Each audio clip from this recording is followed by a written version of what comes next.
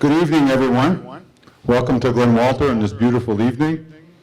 Hope you get a chance to look at that beautiful river on the way in. Give thanks, eh? It's our weekend for that. We're really happy to have the opportunity to host this again. Our little committee, we've been doing this for, I don't even know how many elections, Laura? It's been a while, so anyways, we're really happy to have a great turnout again. I just want to remind everyone a couple of things. This evening is for one reason only, is to further educate yourself about some of the political issues facing us in the municipal election. So, with that in mind, we ask you to remain respectful to the candidates, and we're going to take a moment for them in just a minute. That we'll ask you to maybe turn off your phones or communication devices that are going to be a little loud and disruptive to those in your vicinity, so they can fully understand what the candidates are saying, okay? We have coffee at the back of the room through Tim's. I always appreciate that. Before we get started, I'm glad to see more people coming in. It's really nice to see, and sometimes we see people or neighbors we haven't seen in a while. It's always a great night. Before we go on, I want to take 1 minute to recognize our candidates and the personal sacrifices, financial, with families, and thank them, okay? So let's give them a crowd, a real hand of applause, and thanking them for your efforts and keeping our political process alive and well. We're happy to have Cogeco here this evening to spread the message even further amongst the community to those who were unable to attend, okay? To get started this evening, did I miss anything, Laura? Oh yes, we're missing, well, I'll go through that in a second, yeah. We're missing one candidate tonight. She's away on business, so we'll recognize her in a second. We're going to start off this evening. Each of the candidates are going to have a 4-minute little introduction of who they are, kind of what they would like to do for us in the township. So we're not going to delay any further, so we'll have Lachlan come and have a little speak with us, please. Thank you.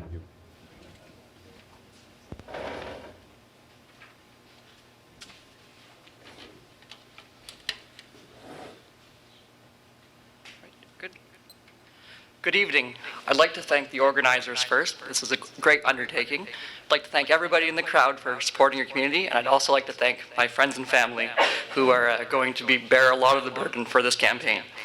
Mon français n'est pas très bien, mais si vous voulez, j'ai une website votelachlan.ca qui est bilingue. Vous pouvez trouver de plus d'informations sur moi et ma plateforme ici. My name is Lachlan, and I'm from Williamstown. I live just down the road from where I was raised. I live there with Casey and my dog Teo. My parents are DJ and Penny. And if you've driven through, you've probably seen me wave to you once in a while. I went to school in Williamstown. I graduated from Bishop's University in 2008 with a Bachelor of Business Administration and Finance. I worked as your treasurer in South Glengarry for 5 years, and I worked in the Treasury Department for 8 years altogether, until my recent resignation in January. I currently serve the same role in Morrisburg. To say, I may be new at politics, but I'm very experienced at City Hall. So what do I offer, and what can you expect of me? I provide proven financial leadership. I respect your hard-earned money. I will make myself available to you. I will be prepared and informed at council. I will be present. I'll make sure that my decisions provide you value in the community. I believe in doing what we must do very well and knowing the true costs of that. And I will work hard to apply these principles at every level of government. You can expect me to fund your roads, your bridges, your recreation, and all your assets that provide value to you in a sustainable manner. You should expect a reasonable level of service for a reasonable level of taxation. You can trust me to work with the council that you elect. This is your township, and I'm glad to serve with whomever you choose. You might be asking yourself, nice passion, but can you give me an example? By being present, I will conduct township business in a professional manner. I wouldn't bring my phone to a family supper, and I won't bring my phone to to council business. Whenever I'm at council, whenever I'm in the community serving you, or advocating on your behalf, you'll have my full attention. By sustainable funding, I know debt is required for water. That is a user-based system. But I do not want to add unnecessary debt to your taxation like the 2022 budget intended to do. It was only my resignation that stopped this. I know, much like you, that it's easy to go into debt, but very hard to come out. And because of this resignation, you can trust to know that I will stand up for what I believe in. As much as I left the corporation of South Glengarry, I never stopped wanting to serve this community, which is why you find me here in front of you. So why mayor? As we transition from a decade of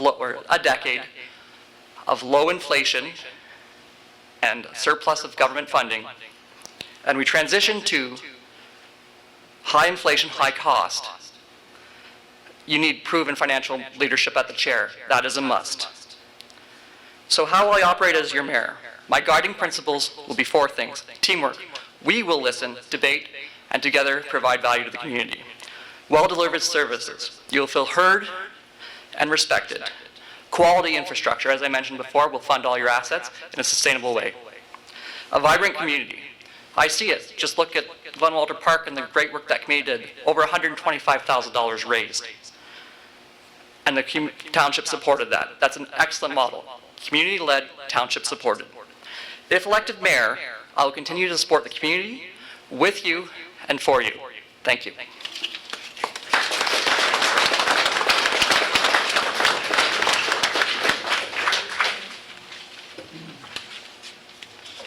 Very well done. Martin, please. Thank you.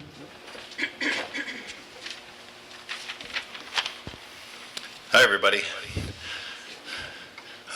My name's Martin Lang. I guess I'm going to give you a little bit. Most of you likely kind of know some of this stuff already, but I'll give you a little bit about myself. I've lived in South Glengarry for, I guess it's 45 years now. My wife and Jennifer and I have farmed just west of Williamstown, where we've been farming for 35 years. I have 2 children, Maggie and William, 2 grown children, and 3 grandchildren. And life's getting pretty good with grandchildren, I must say. I've been involved in my community for many, many years. Williamstown Fair and different farm organizations, on the local fire department. And the last 4 years, I guess the biggest 4 involved in the community have been on council. Thanks to you and your vote last time, you decided to put me on council, and I appreciate it very much, and I've enjoyed it enough that I've decided to run for deputy mayor. I think it's a natural progression. I've been on council for 4 years. I'd like to move up a little bit. I'd like to be involved at county council for SD&G. So I decided to put my name forward. I'm hoping for your support. So I guess the speech tonight is to kind of say why I would like your support. So I thought long and hard, and you know, how many issues there are out there, and what do I want to put issues that I'm, you know, passionate about. There is a couple of things, but I don't want to, by listing a couple of issues, make you think that some things are less important than other things. The whole job needs to be done. It's a big job being on council. I didn't realize when we first got on how many different things there are, and they all fit together and they're all important. But some affect our residents more than others. So I want to talk a little bit about roads. We had a tough spring with roads. Anybody lives on a gravel road, I felt for you this spring. We live on a gravel road as well. There were times that we drove roads that residents phoned in and complained, and I'm glad I took the truck, because I wouldn't have wanted to take my car down them at that time. So I think roads are a big one. I think plowing and so forth on time, and that is half of the budget in South Glengarry, is looking after our roads, improving roads, maintaining them, and plowing them. So we need to put that high on our priority list, and it's high on mine. I'm going to mention recreation, and the reason I'm mentioning it, there's other issues that are maybe just as important, but it's been on my mind lately. We had council last Monday, and you know, we got a report on some of the culverts and stuff that need to be changed. So there's things that need to be done. I think we want to have great roads in this. We want to have a place our community can come and enjoy, and that makes people want to stay here. More people here, more kids here, more schools, things are doing better. So listing a couple issues, but the thing I think that overshadows them all is we need to be planning a little more.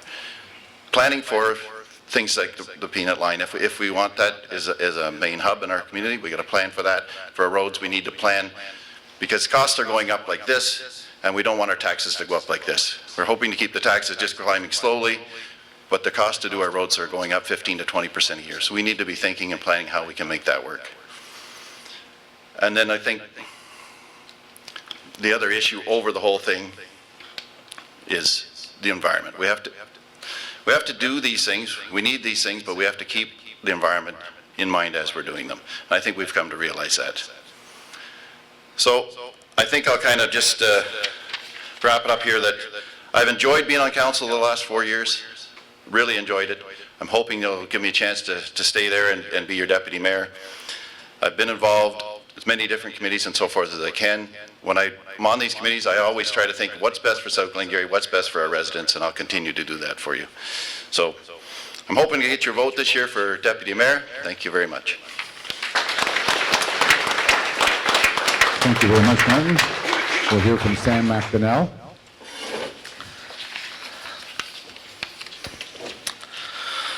Good evening, and thank you to everyone involved in putting this event on this evening and giving us the opportunity to address you here. My name's Sam McDonnell. I'm seeking re-election to one of 3 seats as councillor in South Glengarry. I was born and raised on a dairy and cash crop farm in North Lancaster. After graduating from Charlan, I attended the University of Guelph Kemptville campus, where I obtained my diploma in agriculture. And I studied business management at Olds College in Alberta. After returning home from Alberta, I came home to the farm and I became involved in an agricultural business where I'm presently employed as a crop input consultant servicing farms in SD&G. I'm seeking re-election as one of your councillors because I love South Glengarry. I love its agricultural roots, its Celtic heritage, and its growing urban diversity. The last 4 years, this council has prioritized high-speed internet, cellular services, and the expansion of our natural gas network. Council has established a working committee to meet with service providers, lobbying groups, and have successfully completed applications for funding to expand our connectivity. We've seen 2 new internet towers built on municipal land. We've seen and help bring more than 4 internet towers to publicly owned land, and seeing the update of a lot of towers that are presently there and existing services. We've been able to secure an agreement between the province of Ontario, Enbridge, and to bring natural gas to the Glendale subdivision as well as fibre. If our townships to continue to grow, we need to be competitive in our ability to provide internet and energy services. Over the last 4 years, this council has put in place programs and pursued projects that have and will lower the cost of living in South Glengarry, while providing a superior service at the same time. Examples of this are in the manner in which we administer the building code and address planning issues. Being the first municipality in SD&G to implement weekly single-stream recycling, and finally bringing Cornwall Electric to the table to negotiate the replacement of obsolete, inefficient streetlights here in Glen Walter, a direct savings to every taxpayer here that pays and benefits from a streetlight. In addition to this list, council sits here with the ability to say we're closer than ever to increasing the capacity and replacing outdated infrastructure in the water and wastewater system here in Glen Walter. With more than $3 million in funding from upper levels of government, the next 4 years will be critical to complete this project and for the future expansion of Glen Walter to increase the quality of the system. Finally, I'd like to turn to recreation and the accomplishments and projects this council has prioritized. I believe many of the very important to a lot of residents here and to their lives. From a new ice surface in the Charlan Arena, officially opening tomorrow, to continued upgrades and infrastructure and investment into the peanut line. This council has shown a desire to work with community groups to be sure they have a vested interest and proper consultation and are involved in key parts of the design process when it comes to investing in our parks. The next 4 years, council will have to work through our newly finished recreation master plan to continue to involve communities when it comes to investing in parks, be it the creation of a park in Summerstown Estates, the replacement of obsolete playground equipment in the Glendale subdivision, or the addition of a municipally owned boat launch. I hope that I've been able to impart upon you some of the passion and commitment I have for South Glengarry. I've grown up in a community service environment, and it's been an honor to serve as your councillor the last 4 years. I hope that you'll support me with your vote again. Thank you. Thank you very much, Sam. We'll now hear from Trevor Bougie.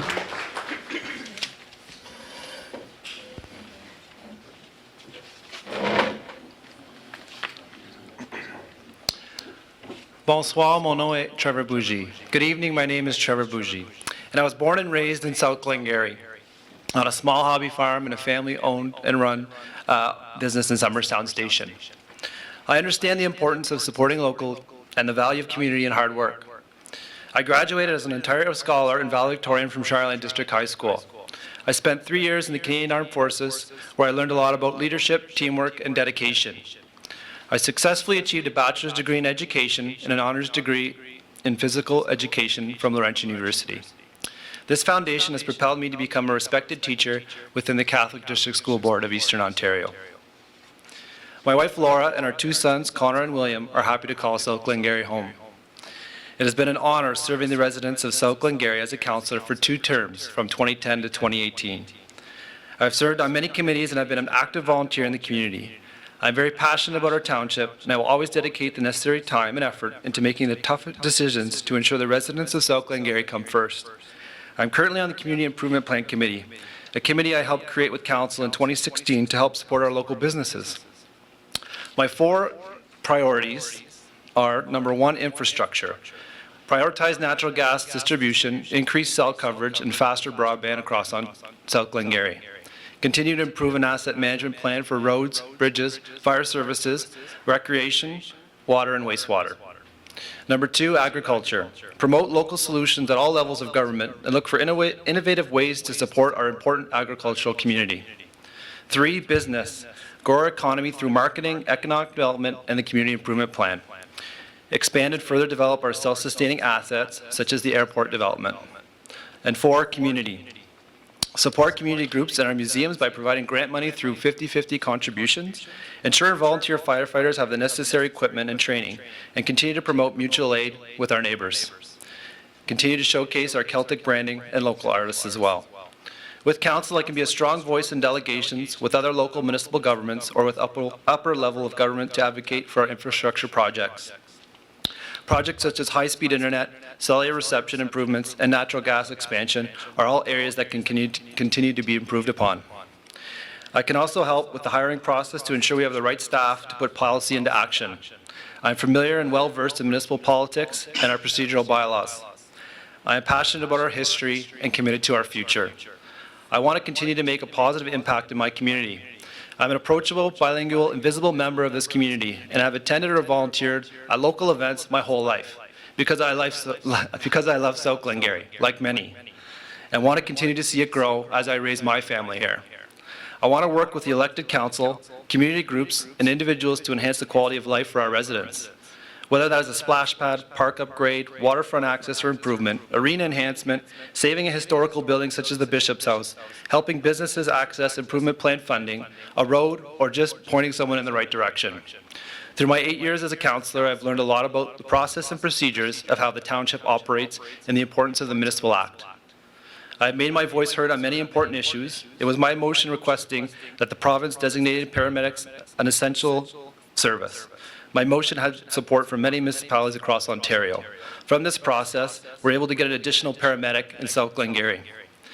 I've had the opportunity to talk to many residents throughout the township as I've made my way from door to door. I've been honored to meet and help residents who are having an issue. I would like to ask for South Glengarry's trust and support to represent our great township once again. Thank you for your consideration. I look forward to answering your questions. Thank you very much, Trevor. We'll now hear from Todd Lalone. Good evening, ladies and gentlemen.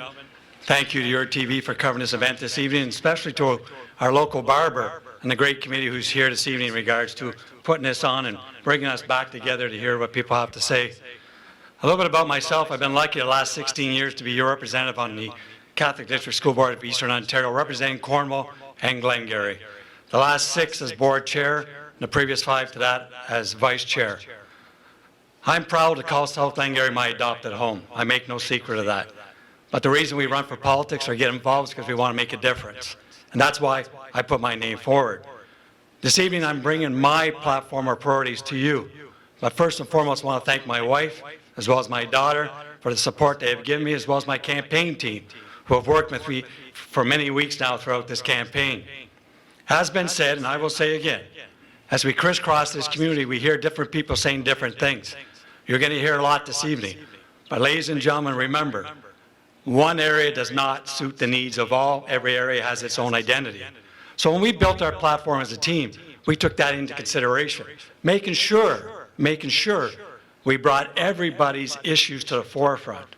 So as I go through my priorities, and I hope to talk to you a little later this evening in regards to some of them based on the time allotment, but again, I want to point out that I've been lucky as well to have been appointed to many boards and commissions by the province of Ontario over the last so many years. To name a few, St. Lawrence Parks Commission, College of Teachers, the Eastern Ontario Health Union, where I served as board chair, and many others. But when we talk about what this community needs, and we've heard it a few times this evening, vision. Let's talk vision, folks. Let's talk priorities. Infrastructure. What's infrastructure? It's the bricks and mortar of what we call our community. Roads, bridges, and so forth, buildings, fire departments. And we go on and on. We need to make sure we have vision for long-term sustainability. Mental health. Some people ask me why I brought mental health into this. As I sat with my campaign team, who is not affected by mental health? It should be front and center when we talk as a community in regards to going forward and take care of our people in our own backyard first. Services, fire, work with the OPP in regards to policing, EMS, go out to Bainville, North Lancaster, ask those people how they feel in regards to waiting for an ambulance. Fire services, we need to continue supporting and reinvesting and looking long-term how we can make it better. Economic development, we're going to hear taxes, you're going to hear ideas about how we can create lower taxes, but we need to create higher revenue in this community first and foremost to make sure we can give you lower taxes. Recreation and leisure, master plans ongoing right now. What's great about that? We're putting a vision in place for long-term investment. Have you ever tried attracting people to your community by telling them you don't have suitable parks?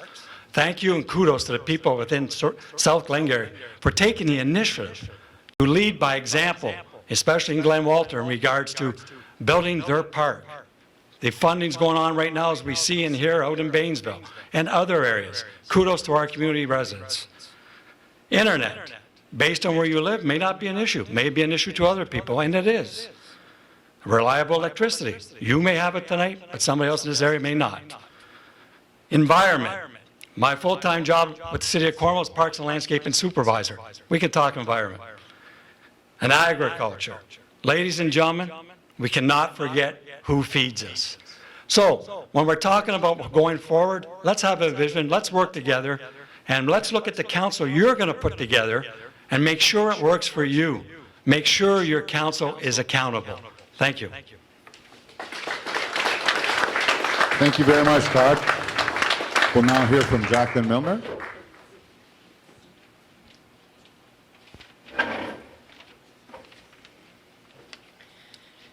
Good evening, everybody. My name is Jacqueline Milner.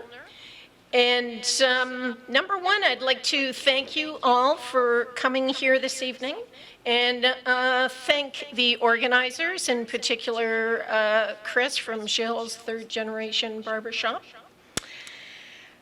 I would normally write out this big elaborate thing that I was going to tell you, and I didn't do that this evening. I did write down a few things that I wanted to say to you this evening. So, and normally I wouldn't talk about my life experience, education, what jobs I've done, all that, but I will touch on that a little this evening. First of all, I'm very proud to say I am the one with the most life experience here this evening. I mean, wow. Okay, so what I bring with that is, number one, I have lived in this community with my husband for 22 years, and this is our home. This is the place I have lived the longest in my life. I've lived in Montreal, Orangeville, Toronto, that's where I went to school. I bring those life experiences with me, and I think that's really important. Our population is changing quite a bit. While I've been out canvassing door to door, there's a lot of people that have moved here from across the country. I've worked in customer service. I'm a certified precision instrument mechanic, although I no longer do that. I'm a self-employed artist and photographer, and I drive school bus part-time. There's a lot I get from that bus driving. I get to learn from children in this community, and they get to learn from me. It's kind of a win-win. Why am I running for deputy mayor? Well, I'll tell you. Number one, I'd like to make my community, which is South Glengarry, a better place to live, work, and play. Number two, deputy mayor, because I would like to help my community. I would like a voice on SD&G Council. Okay? Now, my platform is solving problems, representation, balanced with care for our planet. This is so, so important. Yes, I know infrastructure. Infrastructure balanced with care for our planet. Development. Development balanced with care for our planet. This is key. You know, oh my gosh, 30 seconds, okay? We know that we have a housing crisis. We need homes for people. We also need homes for our wildlife. This is why I am running to provide services and representation balanced with care for our foundational home, our planet. Thank you. Very well done. Thank you very much, Shafton. We'll now hear from Lyle Warden.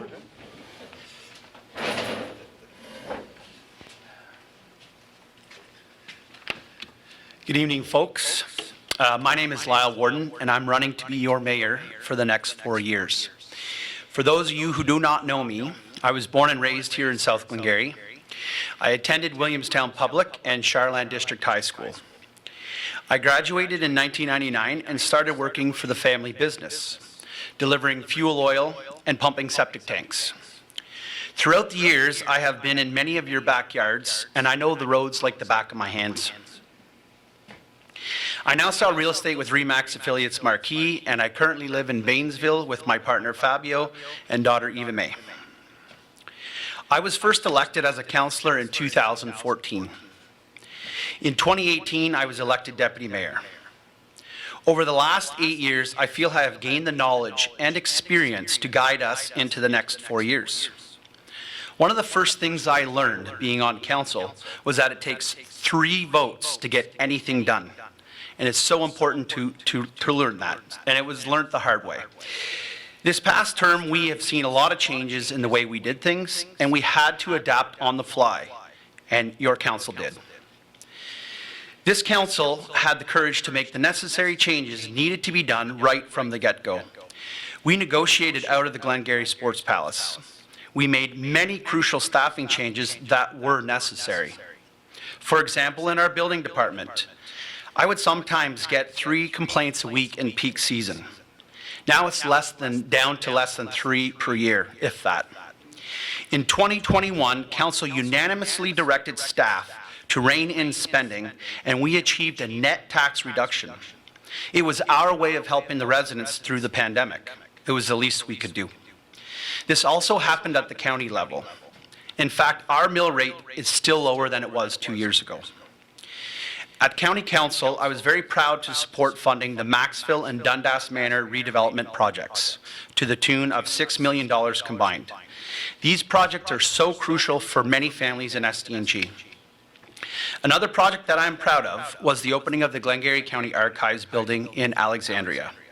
If you haven't been there, you certainly need to check it out. We were also successful in many grant applications in the last 4 years. We received approximately close to $7 million. This money was used for infrastructure, parks and rec, and some will be used to erect the new water tower coming to Glen Walter soon. Out of all of these accomplishments we have made, the one that I am most proud of is going to weekly single-stream recycling. This is the biggest step forward we've taken since recycling started, and we are the first in SDNG to offer this service. The next 4 years, I have 4 priorities. My first priority is to secure upper-level funding to get our wastewater and water plant replaced and doubled here in Glen Walter. We need growth to sustain affordable taxes. 2, I want to complete the necessary studies to expand the Richmond Road Business Park and Employment District south of the 401 to permit new development. Why can't we have a distribution center in our municipality? 3, continue to invest the necessary dollars in our roads and bridges. It's so important that we do this, and we want to maintain our asset management plan. And 4, I want to work towards exploring implementing a green bin program for organics and open an eco-center to recycle more recycling at our landfills. This is something that I think we have to do, and I'm hoping I'll get the support next term. I look forward to answering any of your questions after this is over, and I thank you for your time. Very well done. Now, this is going to be a first for us this evening. Stephanie is away, so we're going to hear from her over the teleprompters in each corner of the room. So if we're about ready for that, we'll go ahead and hear from her. Thank you. Good evening, Glen Walter. Je suis vraiment désolée que je ne suis pas avec vous ce soir. I'll be in Fort McMurray for work when you hear this, but I would much rather be with you. I want to thank Chris Bourgon and his organizing team for tonight's debate and for giving me this alternative opportunity to speak with you. Merci aussi à l'Église Précieux Sang pour leur prêt de la salle pour cet événement important. For those that I haven't met yet, I'm Stephanie Jaworski. I was elected in 2018 as councillor and then had the honor to be appointed as deputy mayor in late 2021 by my council colleagues. I've worked for Imperial Oil since I graduated university. The majority of my career has been working directly with large industrial customers, sort of like on an episode of How It's Made. I currently advise companies all across Canada on how to be more fuel efficient and lower their emissions with next generation diesels, including biodiesel and renewable diesel. My husband Ron and our 3 children, Odessa, Roman, and Zena, live and go to school in Williamstown, and we own and operate Old Fourth Hop Yard, a certified organic hop yard. I originally ran for council to advocate for rural schools, and it's still my passion. And I'm so grateful for the platform that being on council has given me. I've had the chance to work with leaders across Ontario to develop data to prove how vital rural schools are to their communities. And I've also had multiple opportunities to get in front of the Minister of Education to make the case for changes to rural schools funding. Although I used a lot of I's there, I want to reiterate that no single member of council can make change. It has to be a majority of council, and I'm proud of what this council has accomplished. Because I knew I wouldn't be with you, I knocked on as many doors as I could in Glen Walter this past weekend to hear directly from residents on their most current concerns and priorities, and I've tailored my remarks to focus on those issues. It's timely to mention that the township has formally recognized National Day for Truth and Reconciliation. We have a renewed relationship with Akwesasne, and we have a joint plan to recognize the significance of Cairn Island to both our communities, and I look forward to strengthening that relationship. We've tightened up financial planning at the township to respect your hard-earned money and ensure that money is set aside every year for all the big ticket items like fire trucks and bridges so that there aren't any surprises. In fact, the total amount of money the township is taking in 2022 is less than it was in 2020. Going forward, I want to continue this disciplined approach and complete the long-term financial plan that we've started for our roads network. South Glengarry is faced with rapidly filling landfills, which cost millions of dollars to close or expand. To extend the life of our landfills, we made the tough decision to implement a bag limit, but offset this by bringing in weekly recycling. The township implemented unlimited brown-bagged yard waste pickup this fall until November 10th. However, this currently goes to landfill. I'd like to implement options that divert this yard waste and other organics away from the landfill in a manner that's environmentally responsible and cost-effective. We've also been actively working with community groups to refresh our parks and ensure that the amenities are meeting local needs. I'd like to once again thank all the members of the Glen Walter Parks and Recreation Committee for their leading role in the new play structure. I'm also excited that our new ice surface at Charlan Arena will be opening tomorrow, a project for which we received approximately 2/3 grant funding. And I'm looking forward to progressing other items in the Recreation Master Plan that we recently completed. One of the big issues at the last election was dissatisfaction with our building department. Changes were made, and our building department has doubled the number of permits it issues in a year. However, if we really want to help solve the Canadian national housing crisis, we need more water and wastewater capacity to allow the development plans that are currently on the shelf due to lack of capacity. As folks in Glen Walter know, we are looking very hard at options right now to expand our system and are actively engaging residents to find a solution that's fair and reasonable. Thank you again to everyone who came out this evening and for your engagement. Local politics matter, and your involvement is crucial to making South Glengarry an even better place to live. It's been an honor to serve you, and I, Stephanie Jaworski, humbly ask for the privilege once again on October 24th. Thank you.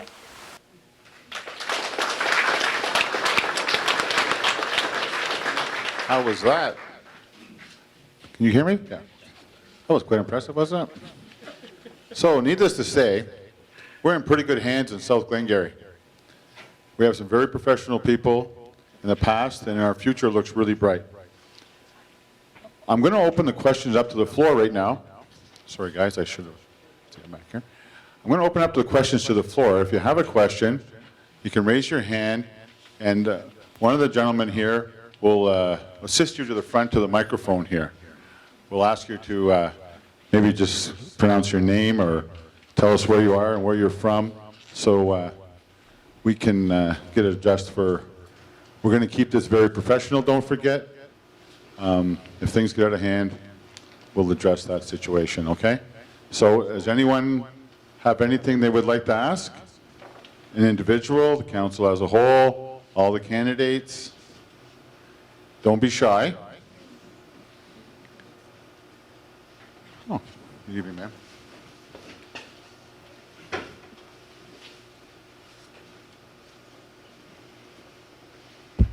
Good evening. Whoops.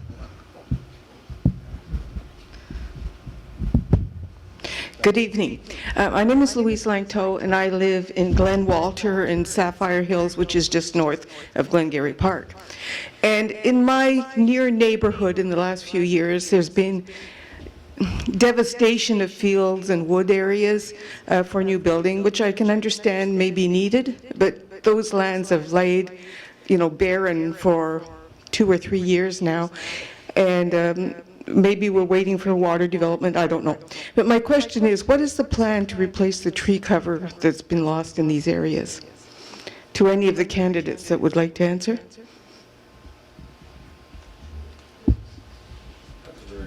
Hello. That's a very good question. Thank you very much. Anyone, Lyle will come up first. Thank you.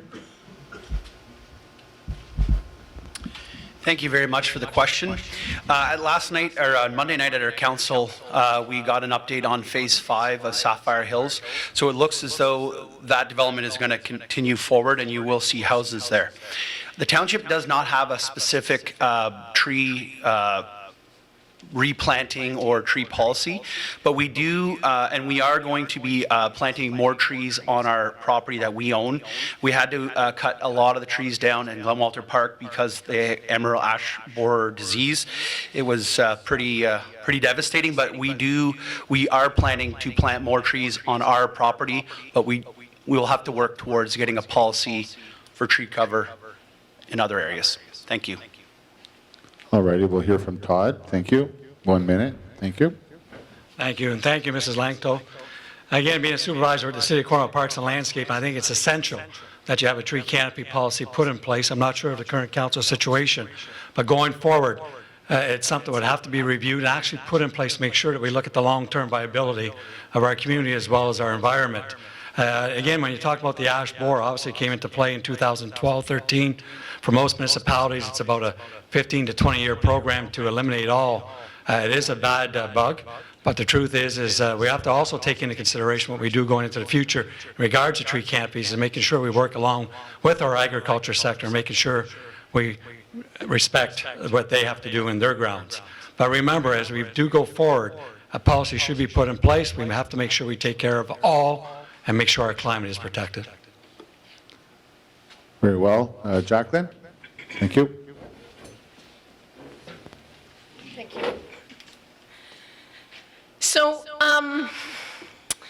the province dictated to the municipalities to put in place a tree canopy and natural vegetation policy, which I believe the Township of South Glengarry approved in May. Personally, I would like to see much more teeth added to that policy. One of the things that the municipality or the province asked the municipalities is to indicate how they would protect natural vegetation tree canopy policy, and I think that's what's missing from our current policy.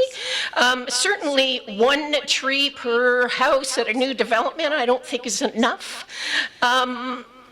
I look forward to working on that policy, and with the council that's ready to put some teeth into the policy for our people today and for our future generations. Thank you. Thank you, Jacqueline. We'll hear from Trevor. I would absolutely be in favor of a tree canopy or tree planting policy at the township.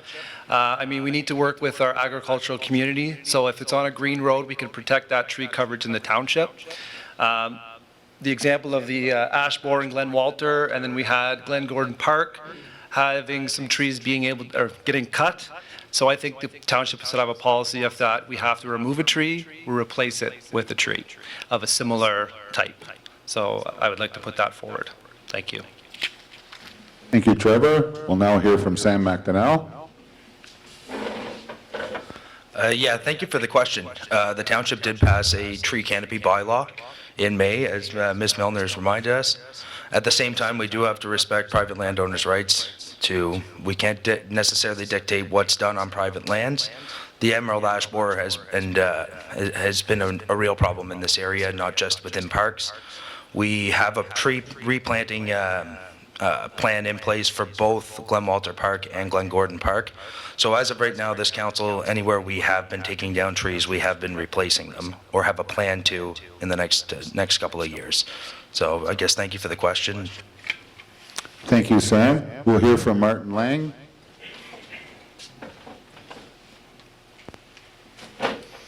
Thank you, Louise. Thank you for the question. The township does have a tree canopy policy. I know there's people out there that think it doesn't have enough teeth. There's also a lot of people out there that don't want us going into their backyard and saying you can or you cannot cut a tree. So I think for us at the township, what we'd like to do, or what we have in the past, and I guess I'm going to be careful I say hey, we as a township now, because now we're all running, we don't know who the next council is going to be. Myself, what I would like to see this township do is have a strong policy for the land that we have under our control at this township.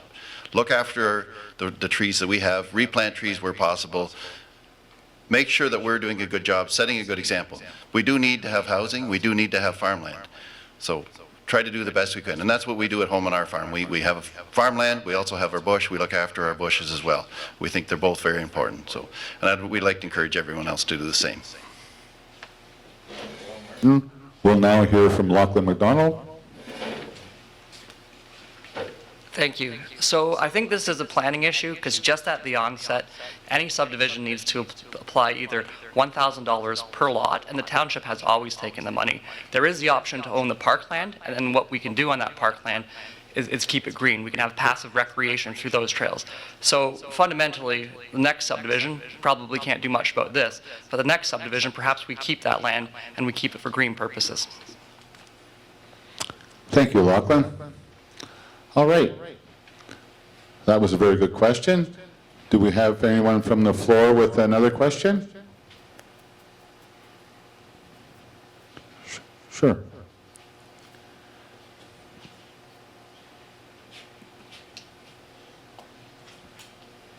Hi, my name's Will Lang. Lachlan touched on something that that strikes a little bit of a chord with me. I don't think that there's necessarily been enough infrastructure building as far as water and sewer, and I think everybody's kind of aware of that. And you talked about the next subdivision. We can't do another subdivision because we don't have water and sewer. So I guess my question isn't to critique what you've done, but how are you going to change that? Are you prepared to borrow money? Because you can't do it on your own. You're going to have to go in and borrow money. If it was done 10 years ago, it would have been half the cost. If it's done 10 years from now, it would be double the cost. So I guess my question overall is, I'd like to know your ideas about how we can expand the infrastructure that will help us grow our housing and industrial parks. Very well said. Lachlan? Thank you for that question. I knew my anti-debt mandate would solicit something like this. So if I can repeat your question, it was, how do we get the next one? So I believe there's an opportunity to bring in development fees. And I suppose what you're going to say is we don't have the next subdivision because there's not enough water. That's a burden which is going to be borne by the next council. So development fees takes the responsibility from the taxpayer to the developer. Because what you're asking me to do, I believe, is look the taxpayers of South Glengarry in the eye and say, you're paying for future development. I believe that should be a developmenter, that's right, the obligation of the development corporation. And I think it rests at that. What I can do for you for this upcoming moment, much like everybody else says, we have land. Most of it is treed, I'd imagine. Much of it was sold in 2021. There was $1 million made there. I probably would try to allocate some of that funding to support green initiatives in those communities. As it wasn't spent on that. Much of it does not exist anymore. So again, everybody touches on planning. I'd start planning today, and I'll make tough decisions for tomorrow. Glad to do it. Thank you, Lachlan. Yep. Thank you, Mark. Thanks for the question. And I don't know if it's a borrowing question necessarily. Water, wastewater has to pay. The people who are using it have to pay for it. It's not going to go on the tax bill of the rest of the people who have, private wells and septic system. That's the province has made that rule. It has to be paid for by the people who are using it. We do need to, and we are working on it. Obviously, there'll be a meeting tomorrow night at the Glen Walter Fire Hall. Come out and see what the plan is, but you give us your input. I'm happy to be on that committee and thank my colleagues for letting me sit on that committee. But it is important that we do these things sooner than later. We should have done them 20 years ago. We do need to get the ball rolling and get doing some of these larger projects because, like you said, Will, the cost is going up faster than the interest is to pay the bill back. Thank you, Martin. Sam McDonnell. Thanks for the question, Will. I guess I think a lot of my thoughts were maybe already said here, but as far as the water and wastewater, yeah, the province has drawn a line in the sand that says we cannot use taxpayers, just general tax dollars, for water and wastewater. So yeah, it's no shock or no surprise or no secret that we are going to have to borrow money at some point to pay for a lot of this infrastructure work. At the same time, I think we've done in the last couple of years a good job of working towards finding funding from upper levels of government for all kinds of things, but especially for water. I believe we're over $3 million just for a $4 million project in Glen Walter for the water tower. And I'd hope that if we are going to be pursuing some of these bigger infrastructure projects, such as replacing the water plant or expanding it and replacing the sewage plant, that we are able to get some funding and go that route. As far as business parks, I believe it was Lyle Warden that described the Richmond one. It'd be another one to work through. Thank you, Sam. We'll hear from Trevor. Thank you for the question, Will. In terms of, I guess, an expansion our water and wastewater systems, we need to come up with a solid plan. I see that there was a presentation from EVB Engineering with 3 options. It seems like most residents went with option 3 of $1,600 per year over a 30-year debenture. And it seems like the participation was very high, but that really counts on provincial funding. We need funding from upper levels of government to make it feasible.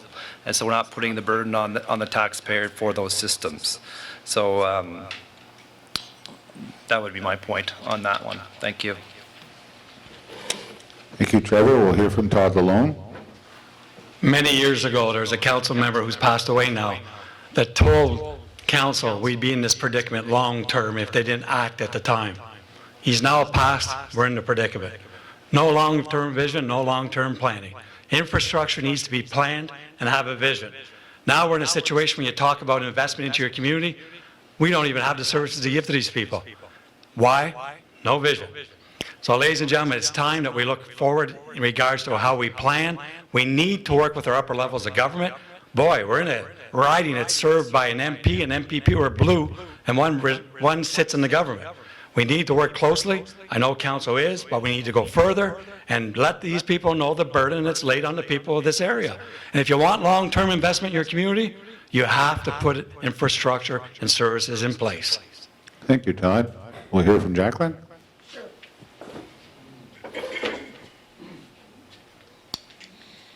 The point that I would like to make is infrastructure. Any service that we offer in our community, it is imperative that it is balanced with care for our planet. This is vital for our families today and for our future generations. Thank you. Thank you, Jacqueline. We'll hear from Lyle Warden. Thanks for the question, Will. These projects are very expensive, and the only way that they're going to be paid for is with growth. So it's kind of putting the cart before the horse in a sense. We've got to get the infrastructure in the ground, and we currently are starting the studies to expand the Richmond Road Business Park. It's very high on my list of priorities, and we have started the studies to expand our employment district south of the 401. It is going to allow us to have the growth, and it's going to allow the tax dollars to come into the community and promote future growth. In the Glen Walter area here, I originally wanted a 50-year plan. It's $100 million. It was like off the table. This is just not attainable for our size of municipality. So we scaled it back to 30 years. Glen Walter system's already over 30 years old, and how fast has that gone? And the system needs to be replaced. So we definitely need to start planning today for tomorrow. Thank you, each and every one of you, for that. We appreciate that very much. Would anyone like to have a little 30-second comment? Lachlan? Not necessary. I'm just saying if you wish. Thank you, and I wanted to just take a moment to clarify. I understand that water debt has to occur. Water rates can't absorb the amount of infrastructure dollars needed to get them where they need to be. I'm against taxation and debt. But the hard thing for me is, like many people will say, like with water users have to pay for water. But like buying a car, I'm going to buy my car, but if we don't make and have the strength to make growth pay for growth, not only are you paying for your car, you're paying for your neighbor's car, and that's not fair to you, the existing user. Thank you, Lachlan. Are we ready to move on? That was a good question, Nate. Has anyone else got a question for? Yes, sir.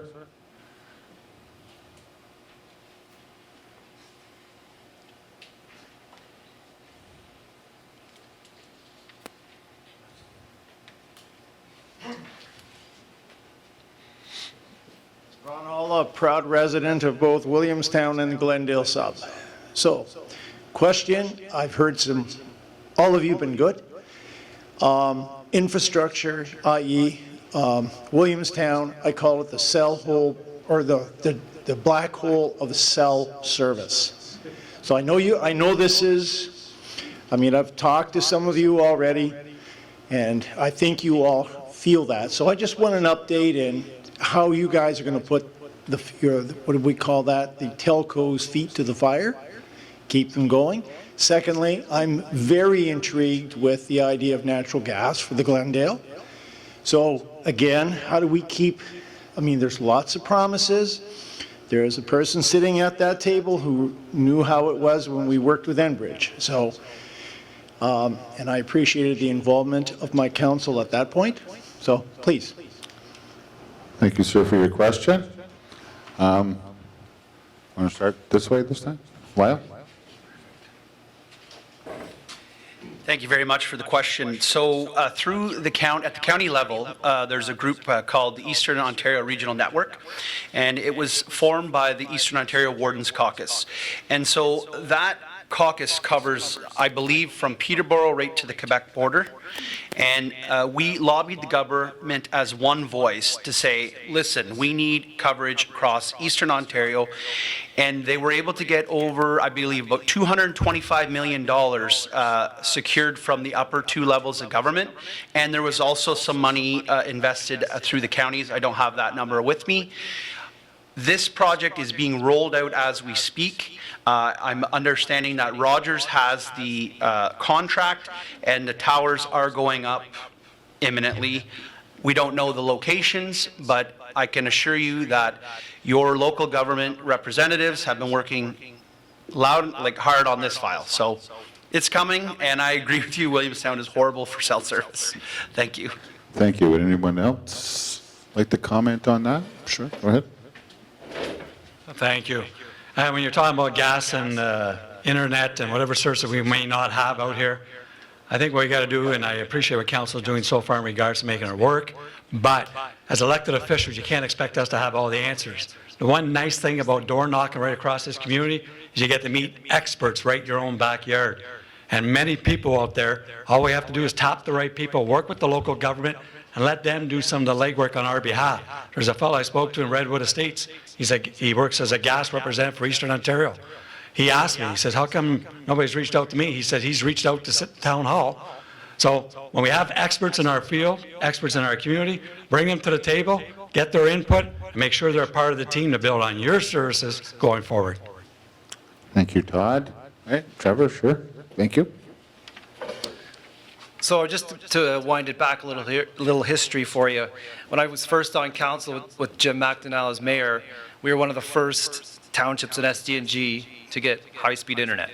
And then moving forward, we did have dead zones for cell coverage, which we tried to improve upon over the years. Now, the federal government just released, or a while ago, that there would be funding for cell coverage. So I'd be approaching our MP and trying to get on that so that we can cover some of these dead areas for reception in the township. In terms of the natural gas, our previous councils met with Enbridge multiple times, and we had 3 projects: Glendale Subdivision, Baynesville, and Somerstown.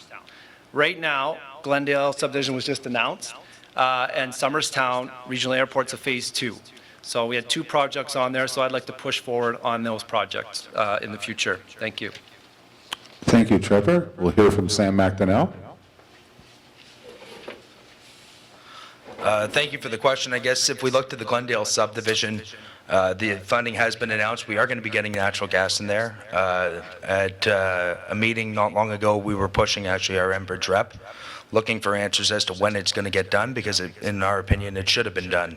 COVID put off the project, but we're at a point now where it should be on their #1 priority. At the same time, we've also got fiber optic internet going into the Glendale subdivision as well. Williamstown, I mean, is a cell hole. I could probably, including Williamstown, name off another 7 other dead holes in the township. One thing we should be looking at is mapping our township and having an actual map of where our dead holes are, not just word of mouth of where we all know, but finding where you're losing service and where you're gaining it, so that we can rectify that and give it to a telco company and go to them, as opposed to having them just throw a tower up the most convenient location. So I think proper planning to actually put these dollars in place is extremely important. Thanks, Sam. We'll hear from Martin Lang. Thanks for the question. Isn't it frustrating? They put up more towers every day and our cell phone service gets worse. I haven't been able to figure it out. I don't know if those towers are being directed to more, data and it's less cell phone, but I do like to talk on the phone. I find it easiest when I'm working with machinery to be able to talk on the phone, and it just seems to be getting worse. We are working on it. As you know, and you said in your question, your introductions, we aren't the ones that make that decision, or we'd have great cell phone service, I can guarantee you. But we are working with them when we're pushing them. As far as natural gas, as Sam had said, it is approved to be in the Glendale subdivision. 2 years ago, we decided that we would pave the Glendale subdivision this year.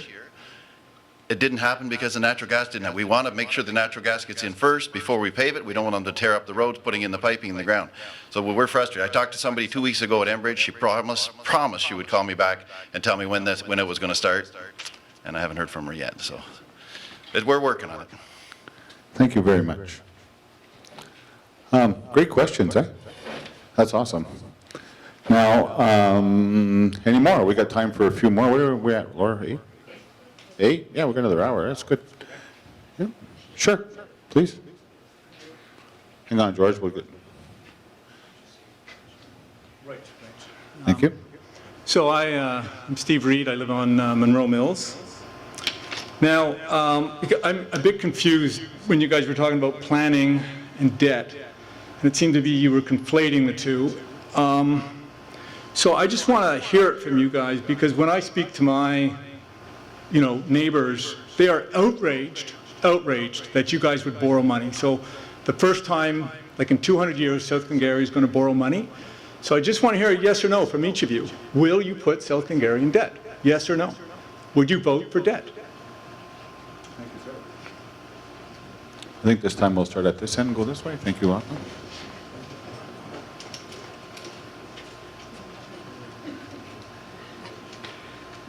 I think my platform speaks for itself. That's a pretty hard no.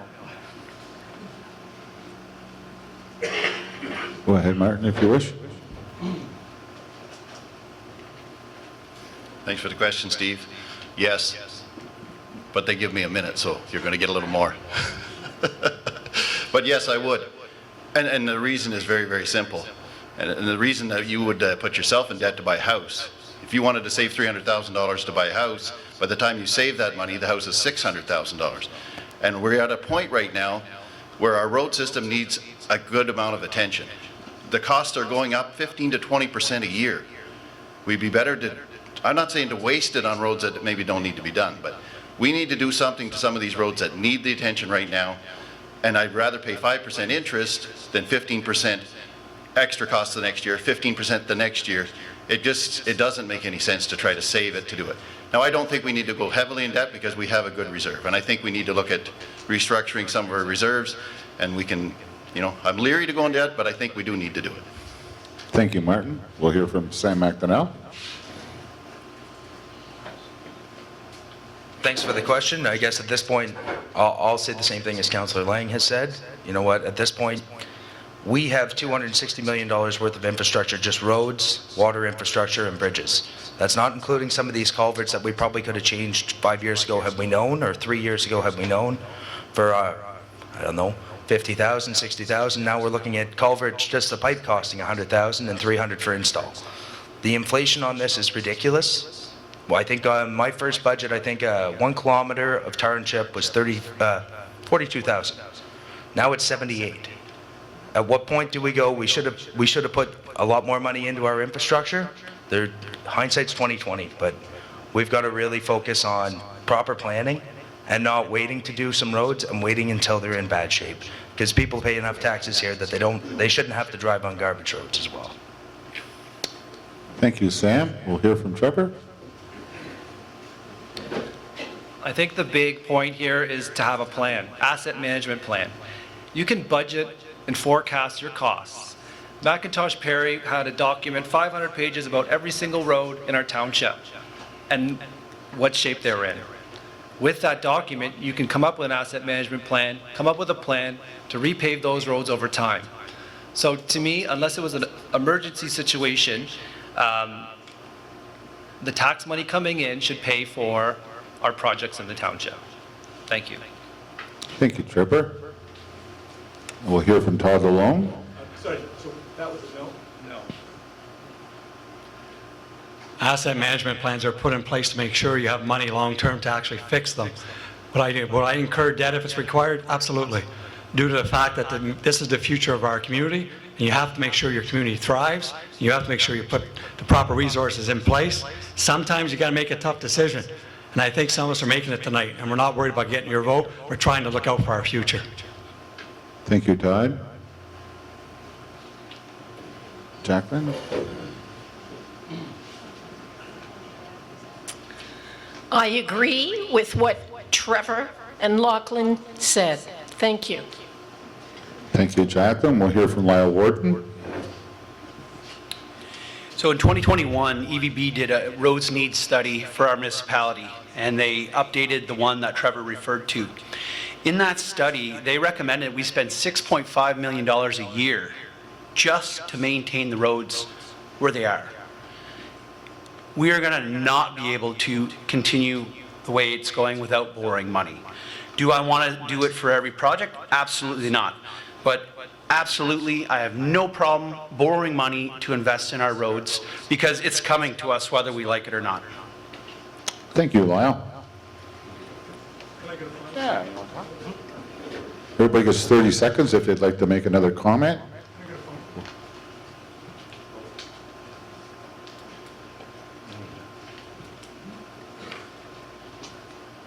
Okay, so as your treasurer, former treasurer, I know these numbers quite well.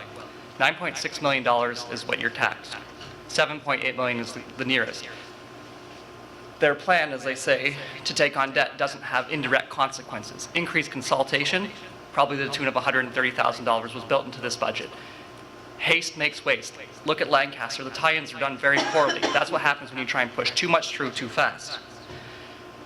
In addition to this, there's staff inflation. All these plans came at the cost of 7 new administrative positions. Thank you, Lachlan. Go ahead, Martin. Thank you. Now I think I have to do a rebuttal to the rebuttal. But anyway, I'll stick with my original. They talked about asset management plan. It's well underway. We have a roads committee. I'm happy to be on that roads committee. We have got a plan for the next 10, 15 years. It's still being worked and it's fluid, so it can be changed a little bit as it needs to be changed. But we are working on it, and that's one of the reasons that we're looking to go down this road. We're not looking to just borrow money and waste it or do something frivolous. We are really looking at how we can get through the next 15 years. Thank you. Sam?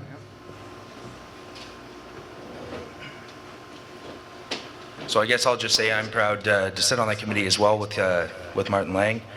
I think we spent probably 60 hours in about 2 months in a boardroom rating every single road. And when we came down to it, the cost just to fix those roads in 2021 cost was $10.5 million.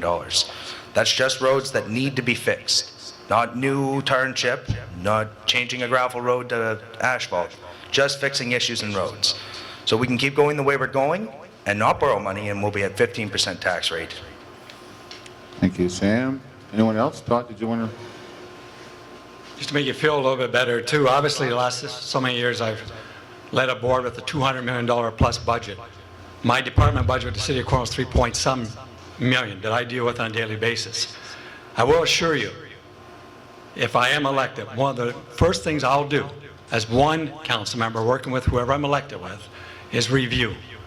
And let's take a good look at what we offer for how much it costs and what we really need in South Glengarry before we borrow. So let's do a little bit of homework in our own backyard first. Thank you, Todd. Are we comfortable with that? Oh, go ahead, Lyle, if you wish.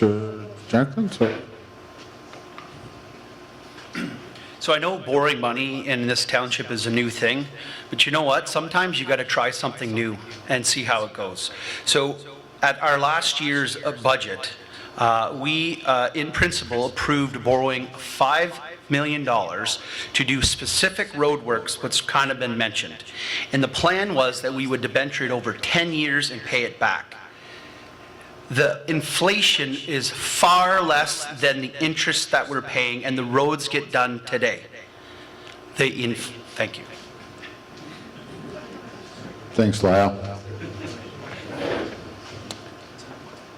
Okay, so We do have some prepared questions that the committee as a whole agreed upon, and we'd like to maybe have one of those come in before the night slips away from us. So we're going to talk about taxation, Christine? With the rising cost at every corner of life today and the risk of potential recession, what are some things you feel the council could do to soften the blow on ratepayers, i.e. aim a one-year freeze, potential incentives, some idea with taxation? So I think we'll start with at Lyle's end of the table, if you don't mind.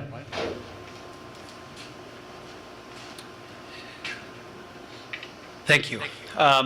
We need development. And as much as I want to keep your tax rate at the same rate that it's been, it's just impossible. We're facing like 7% inflation this year, and the year's not even over yet. So we are going to have a task coming ahead of us that it's not going to be easy. But we need to get growth, and that's why I am so focused on getting the wastewater and project here in Glen Walter on the go. If we can get the extra capacity, we can get the extra development, which will bring more tax dollars in and keep the costs for everybody down. Thank you. Thank you, Lyle. Jacqueline?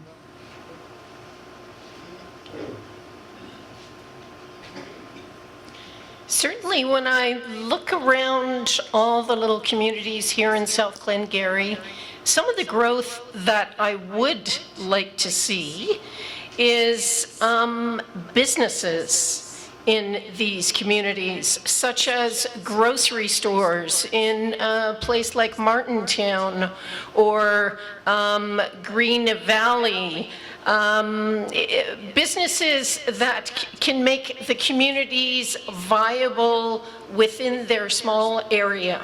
Thank you. I think I started alluding to this answer a few seconds ago in regards to reviewing what we do on a daily basis. I won't repeat that part. Taxes are the ugly head that comes out every 4 years, especially in an election. But the truth is, ladies and gentlemen, we got to work with you. We got to review everything. Everything should be under a microscope. Truth is, who do we report to? Whoever gets elected here this evening, who do we report to? You. And at the end of the day, we have to take our direction from the taxpayers, as well as making conscientious decisions as your council. In the same time, looking for long-term investment. That's what softens the tax blow. Let's open up South Glengarry to North America, let alone the world. Thank you, Todd. We'll hear from Trevor. So I'm going to go back to my previous point about asset management plan. If we have a proper plan in place to forecast our costs, we can keep taxes at a decent level.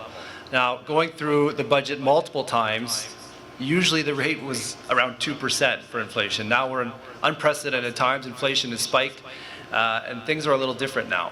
But we really need to go line item by line item, see what has changed, and try to be more efficient at the township. Thank you, Trevor. We'll hear from Sam McDonnell. So yeah, asset management is extremely important in making sure that we have a proper plan in place, because as far as right now, we're being more reactive than we are being proactive. We have to know there's little surprises that come up here and there, but we have to be planning for the future 5-10 years down the road. I don't think we should be borrowing money for frivolous things, but we might have to start looking at taking on mortgages on some of our larger infrastructure projects. As far as asset management is concerned, this council's made a lot of strides to work on that and get it to a point where we're almost there. We've got a good part of our fleet in there already. Right now we're working on roads and bridges. I guess assessments have been frozen for 3 years, and for the most part since 2020, in the last 3 years, the last 2 years have been lower taxes than 2020. So we have done our part to lower it and make things more affordable. Thank you, Sam. We'll hear from Martin Lang. I thank the committee for the question, and it seems like there's a bit of a theme going here, and I think it's extremely important. This is one of those things that, and I think most of council, but I know myself, I'm thinking about, those few minutes before you go off to sleep, like, how are we going to keep up $260 million worth of core infrastructure on a $10 million budget if that core infrastructure needs to be replaced every 25 years, 26 years. That's $10 million a year. That's our whole budget. So asset management plan is, we're working on it, and it does need to be done. It's a big, big part of it, and it's going to be tough. I tell you honestly, it's going to be very tough. If we want to keep the level of service that you were used to and you come to expect, and I think you deserve, it's going to be very tough. I'm not saying there's a silver bullet out there, but I think that's the biggest job this next council is going to have. Thank you, Martin. We'll hear from Lachlan McDonald.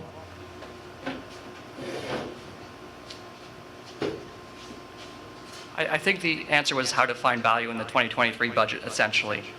So a lot of people have mentioned the 2021 budget. That budget did decrease, and I was at the helm of that.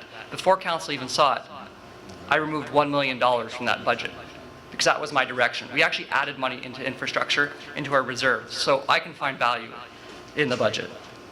I've proven that to you. And it's not just about us, as mentioned, it's about the next generation. So like anybody who's sitting on council now, a decrease in taxation would be the degradation of our services and would be a lesser South Glengarry for you and your children. So we talked about inflation, and I kind of feel that's part of this tax question too, is when you add approximately $560,000 worth of administrative jobs, I'm not saying that they have to be, I'm not a hack and slash guy, just review our services. But with 7% inflation, our policy states, oh, sorry. Thank you for respecting that, Lachlan. Point well taken. We have another question we'd like to approach. There have been several studies done on the airport over the last 20 years. What are you going to do to ensure actual progression in your 4 years should you be elected on Council of South Glengarry? I think we start at this point this time, right? Thank you.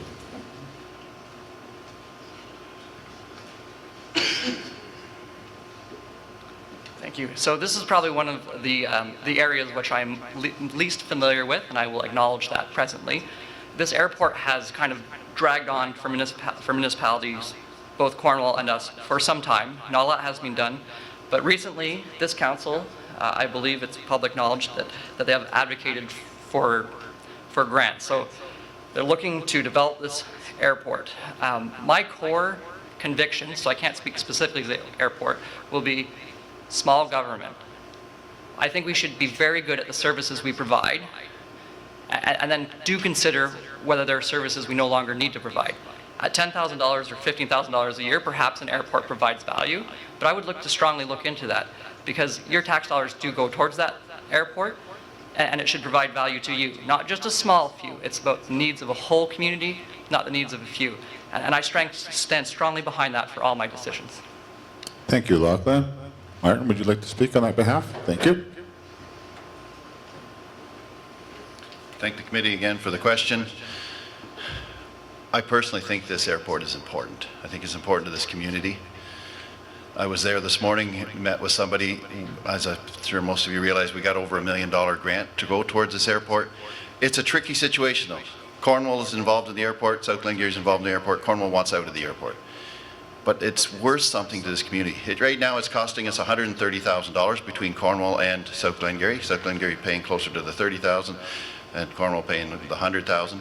But I was told today that approximately 50 medevac flights go to there a year, like close to one a week. That's worth something to us, you know. Somebody's life was in danger, and somebody appreciated that having that airport there, that they could be transferred by ambulance to there and being flown to wherever they needed to be to get the treatment they needed. So I think it's very, very important. I'm going to continue to work on it. I'm on the airport commission. Hopefully if I get elected, I'll be back on the airport commission. I think we need to keep pushing forward as we have been doing. Well done, Martin. We'll hear from Sam McDonnell. So I haven't been on the airport commission the entire term of council, but I've had the pleasure of sitting there for the last year, I guess, maybe a little more. As Martin Lang said, the amount of medevac and organ donation that comes through that airport would shock you. The amount of lives that airport saves on an annual basis. There's maybe not a dollar value you can put on that, but you might have to use it sometime. And if you do, it would probably be pretty priceless. The opportunities that that airport also provides and the economic development that comes through that airport as it is just now through the flight school and having different people that are moving into our community, eating in our restaurants, buying groceries in Lancaster or in Cornwall or wherever they may be, gas. They're staying and renting houses in Summerstown Station. I can name off 3 or 4 houses I know of that are their sole purposes for providing housing for people that are using that airport on a daily basis. So I think there's definitely a value to it, and we should continue to work with it. And we did receive over 1.1 million in funding. Thank you, Sam. Trevor? Thank you for the question. I truly feel the airport can be a self-sustaining asset. I mean, over time, the land has been acquired around it for expansion. They just received that 1.1 million grant, as Sam alluded to. Our location is extremely beneficial, right? Not only for distribution, but we have the biggest aeronautics company in Canada just a stone throws away in Montreal. We can attract potential high-paying jobs to the area. Phase 2 of natural gas is on the plan for Cornwall Regional Airport. That is very attractive to companies that would like to come in and move into the area. So we need to have a meeting with Cornwall as well to see what their intentions are. With new councils, things change. So if they want to be a partner, continue to be a partner, we can move forward with this plan. And like I said, Enbridge and Cornwall Regional Airport has phase 2. So that could be very attractive to a company to move into that area. Thank you. Thank you, Trevor. Todd Lalone? So I think, first and foremost, as I agree with most of my fellow candidates here, I think the intent of the question was to start off by talking about consultant reports. First thing I do, no more reports. The only people getting rich on that are consultants. Also, pictures, ladies and gentlemen. I got a little bit of time. We got the Sky Care going into our airport. We got Cornwall Ambulance at our airport. We got land surveillance by the government at our airport. We also got the OPP at our airport. So what we should be doing is coming up with a plan, make it more sustainability, make sure we put a plan in place, make sure it works, build around it, build our future, and let's include all of South Glengarry. And as said by one of the fellow candidates, you don't want to be the person that needs the airport for a medical reason, and if it's not there. Thank you, Todd. Jacqueline, would you like to speak? Thank you. I can certainly see this is a valuable resource for our community. I mean, it saves lives. How can you even put a price on that? However, I have to say, as someone who lives close to there, I would not want to see it expanded. Thank you.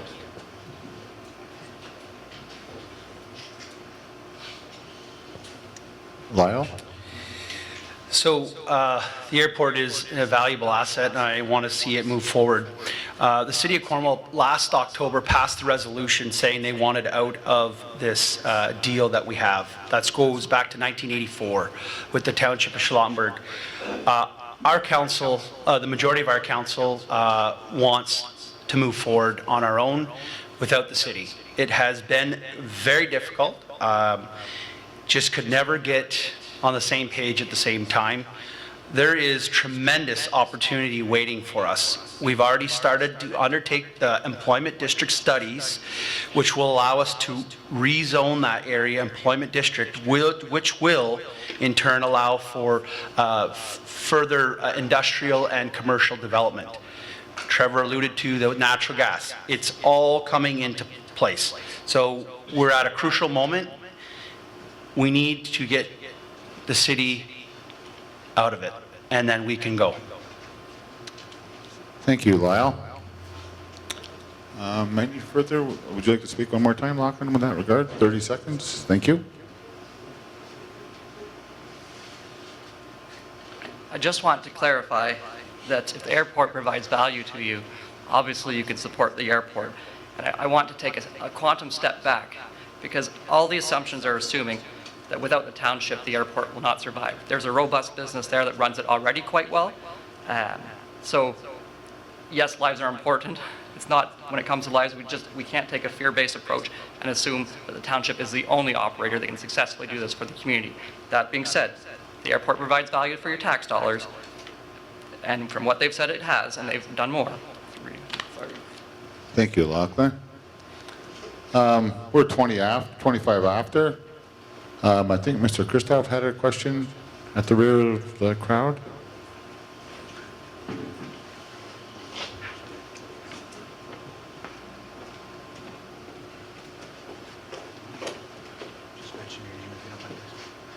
George Christoph from Summerstown. It's a question to the new candidates, first and foremost, and then existing council to answer. I want to get off infrastructure for a second. We pay for garbage, and I understand the landfill issue. That is a garbage bag. What's on the website? Can somebody please tell me who sets policy? And I've watched them, not on my own, the garbage guys removing 4 of these from a garbage can and leaving 2 of them in it on a regular basis. Who sets policy? Council or staff? And who translates that to HGC? It's a simple question, and we have to pay for garbage. And I understand the whole landfill issue and the reduction and everything. The second part of it is, if I clean up my ditch, and if I pick up, coming from Lancaster, a Dairy Queen bag or McDonald's bag, where am I supposed to put it? If I put it in the garbage can, they won't take it unless I buy a one-time use plastic bag. Anyways, I'd like to hear comments from the incoming people before the existing council. Thank you. Well, we have policy here, so we'll follow through. We'll start with Lyle coming this way, just for our meeting this evening. Thanks, George. George, thanks very much for the question. So all of our requirements are all clearly labeled on our website. This is what's acceptable, this is what's not acceptable. If someone is putting out 5 bags and they're in a container, the container goes. And if they're not doing that, then I would highly recommend that you fill out the missed garbage report. The link is on our website, and someone will get back to you. In regards to you picking up garbage, call me. I'll get you one of those blue tags. I'll pay for it out of my pocket. I appreciate you doing that. Pick up the phone and call the township. We will answer the call, and we will give you proper direction on what to do. You don't just have to say, what do I do with it? Call us. You can call me anytime, 613-551-0057. Be happy to have a conversation. Thank you, Lyle. Yeah, would you like to speak? Thank you. So it is my understanding that council dictates to, is it HMC? HGC, what they are to accept and not accept.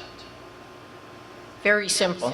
And I know for a fact, when I found garbage at the roadside or whatever, sometimes people dump things like toilets, you know. I've never had a problem when I call the municipal office, and they will look after it. No problem. Thank you. Thank you, Jacqueline. We'll hear from Todd Lalone. Usually they say the buck starts and stops with council, but in this case it's the garbage. And the truth is it has to be reviewed. Obviously it's not an issue that everybody agrees with in this community, including myself, but it's something that has to be reviewed and re-looked at, and really we should be making more paperwork to go into the garbage in regards to how you put your garbage out. So it should be under review. Thank you, Todd. We'll hear from Trevor. I think a lot of it comes down to level of service. And going door to door, I've found a lot of residents upset. Maybe with the communication part of it, it could have been, I guess, improved. It was more reactive, not proactive. We were already well into the plan, and then the agriculture community was asked what they think of it, right? That was well into the bag limit. The container size issue and the tags, I don't know how much the tags cost, but that was another transition, right? So the last thing we want to see is garbage bags on the side of the road, right? So it's definitely something we're going to have to look into. It is a difficult transition, but I think through public education, it can help a little bit. Thank you. Thank you, Trevor. Sam McDonnell. So thanks for the question, and I guess I'll just reiterate something that was said. It is set out in our policy with HGC. They are to take up to, we have it in writing this time. We didn't have it before, but we have it in writing this time with this contract. They take 90-liter tippers, so the ones that you roll out on wheels and the cover comes down.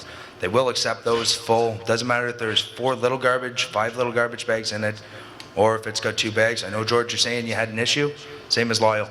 Call me. I think all of council right now, or existing council, can say we've dealt with a lot of garbage. There's we did a transition from one company to another, and if you've noticed, we're back to the blue trucks. We had some issues. We all dealt with it. I know myself and every other member of council has been out picking up garbage. I've seen 2 members of council driving around picking up garbage in an entire village. We've dealt with a lot of issues over the last, I guess, year with our garbage, a little less than a year. If you ever have an issue with that, call a council member. Thanks. Thank you, Sam. We'll hear from Martin Lang. Thanks for the question. Not a lot more to say to it. It is good that everybody takes it so seriously. I mean, that's, I guess, the positive about it. We did take a lot of crap over the garbage in the last year. So what I think we've got to straighten, I've received hardly any calls in the last little while. So it's working. But the fact that everybody is concerned and interested is great, I think, you know. But as far as we've got a contract, it's about 50 pages long if you care to read it. I read it one time before a council meeting where we came up where we had to prove it. But if you'd like to read the contract, we can get you a copy of it. But it's spelled out in black and white, everything that they need to do and everything we need to do. So, thank you, Martin. We'll hear from Lachlan.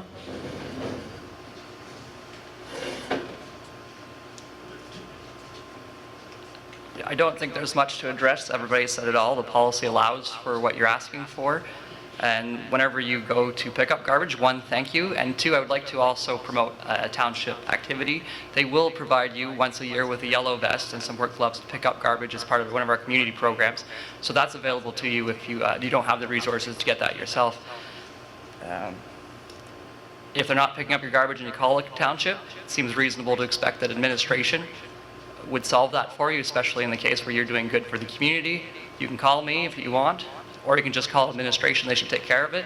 If they don't, then that's a level of service issue, and then you can call me after. So I expect that administration would take care of that, and if not, then call me. Thank you, Lachlan. Fair enough, Lyle. Sure. Thank you. Thank you. So there was a comment made that we're not planning, or we didn't plan, or we're reacting, and I kind of take a little bit of offense to that comment. In 2012, there was a garbage study commissioned by the township, and it recommended implementing a 2-bag limit in 2012. And I sat on this council from 2014 to 2018 and advocated for that, and there was no courage. So this council finally took the steps to do that, and we are launching our Recycler Coach app this week. We take the garbage serious, and we have been planning. Very well done, Lyle. Everyone's good? Okay, it's about 27, Laura. We have maybe for one short question. Anyone have anything to ask? Sir, please.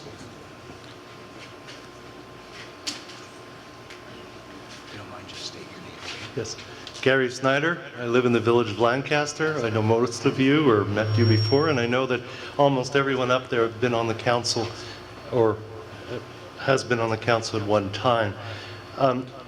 What I'm disappointed to hear is that from most of you who've spoken on this last topic about infrastructure and how we have to improve it, I was really getting discouraged about the fact that there was only one candidate up there that actually said that we had to grow in order to improve our tax base. We would have to grow, and it's like a catch-22 because of the fact that you have to spend the money first in order to attract new business. And I don't see any growth in this community at all. I don't see any new housing, and I am going to my point though, but I think it's because the council manages by exception. And the example was, okay, you got a problem out there with your garbage? Call us, we'll fix it. That's not the way it's supposed to be done. It's the same way the roads were done in the village of Lancaster. The roads are there. I saw them come day and night, and not one time did I see anyone from the township come and check on the work. And my feeling here is, my question, how is that going to change? We talk about so much money that's being spent on infrastructure, but I don't see anybody following up. It's almost like, oh, here's your contract, good luck, and try to do a good job. How is that going to change with the new council? Thank you. I think we'll start with this end of the table. Lyle, please. Thank you. Gary, thanks for the question. And I can tell you I'm as frustrated as you are. We have a new general manager of infrastructure service. She started with us last fall. I think she's doing a fantastic job. But there are a lot of things that miss the mark. And this council, current council, we are aware of it, and we do report back to the CAO. Can we do better? Absolutely. We had an issue just the other day in, we have a contract in place to replace some culverts. The contractor's short of workers, and so they hired a company to go and shut the road down. Okay? A week and a half before the project started. And it's like, I had a call from a farmer. It's like, what the hell is going on? I need to combine. And just today, the signs were taken down. We spoke to the contractor. There's a lot of staffing shortages globally right now, and I know we can do better, and I do appreciate your comments, and I do think that we need to get away from being reactive. Thank you. Thanks, Lyle. Jacqueline, would you like to?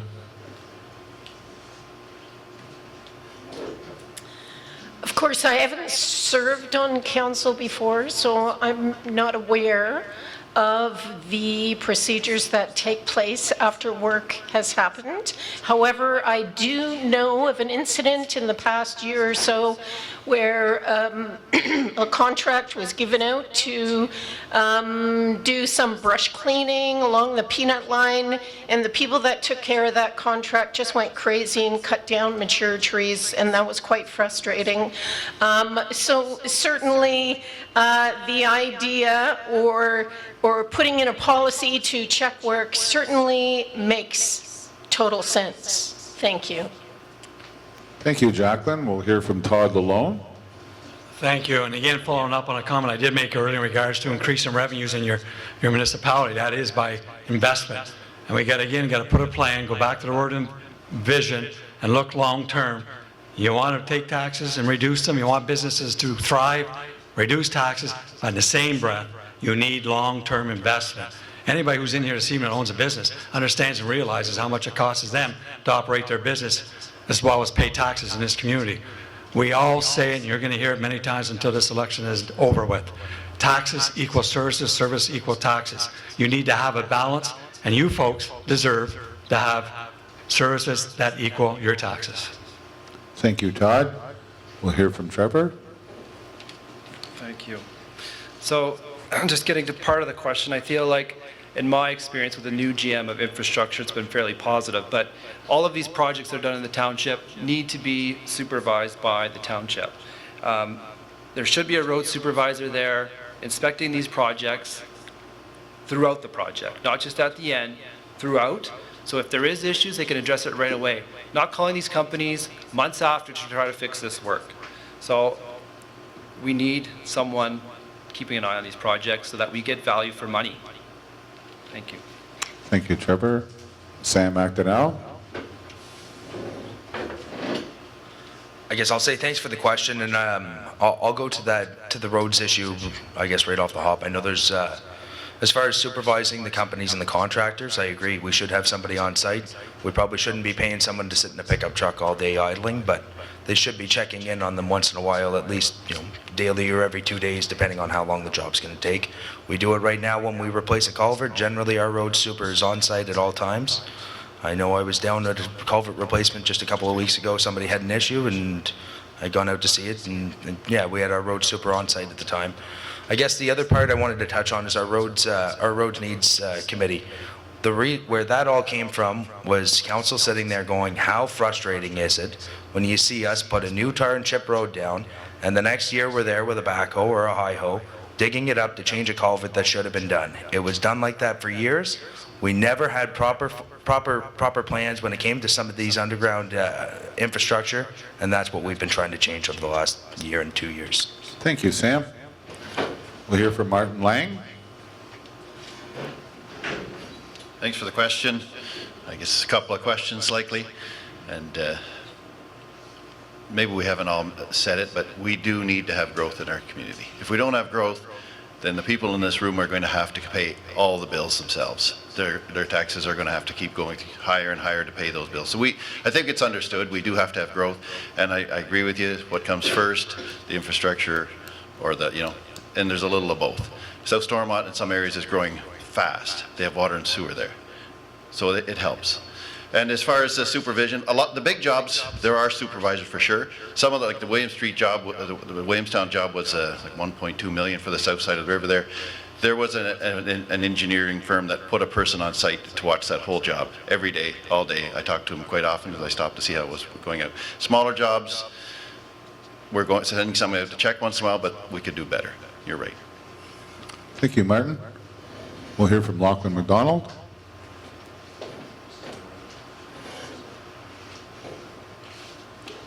Yes, so I did look at those streets, and it mostly has to do with tie-ins. I'd say it was unfortunate because that was supposed to be a good news project, and I sat on the Roads Need Study as treasurer with these gentlemen. They put together a good plan.